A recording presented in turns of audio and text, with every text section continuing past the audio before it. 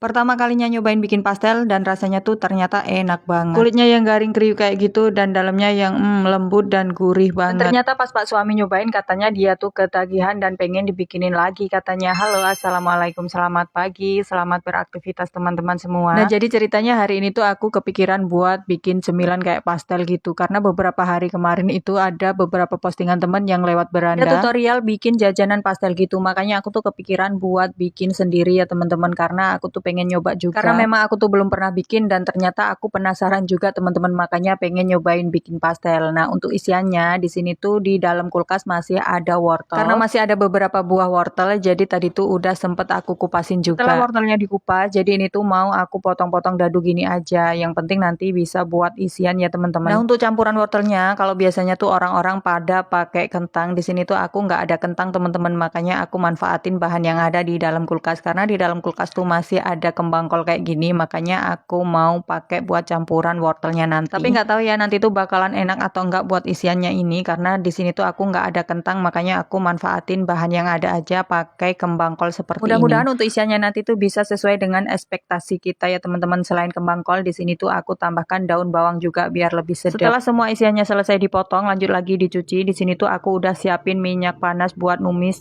isiannya nanti ya teman-teman. Ini tuh aku pakai bumbunya cuman bawang merah, bawang putih aja yang udah aku ulek halus. Kemudian setelah itu ditumis sampai bumbunya tuh harum dan mateng ya teman-teman, baru kemudian kita masukkan isian yang udah kita cuci tadi. Untuk numis isiannya tadi tuh aku tambahin sedikit air biar nggak gosong aja. Kemudian ini tuh kita aduk-aduk, terus kita tambahin buat seasoning ya teman-teman. Untuk perbumbuan lainnya di sini aku tambahkan ladaku atau merica bubuk secukupnya aja. Kemudian jangan lupa juga buat nambahin si penyedap rasanya. Terus kita tambahin lagi gula putih biar rasanya tuh tambah mantul ya teman-teman. Kalau semua perbumbuannya udah masuk, kemudian di sini kita aduk-aduk lagi sampai merata. Kemudian kita tutup biar untuk isiannya ini tuh nanti empuk ya teman-teman. Setelah beberapa saat ditutup, kemudian kita rasa udah mateng, lalu kita buka ya teman-teman. Nah di sini tuh udah makin berair. Nah kita tambahkan sedikit larutan. Kalau aku cuman pakai tepung terigu ya teman-teman karena nggak ada tepung maizena, jadi biar agak kental aja buat isiannya ini. Baru kemudian diaduk-aduk lagi sampai larutan tepung yang tadi tuh terlihat menyusut dan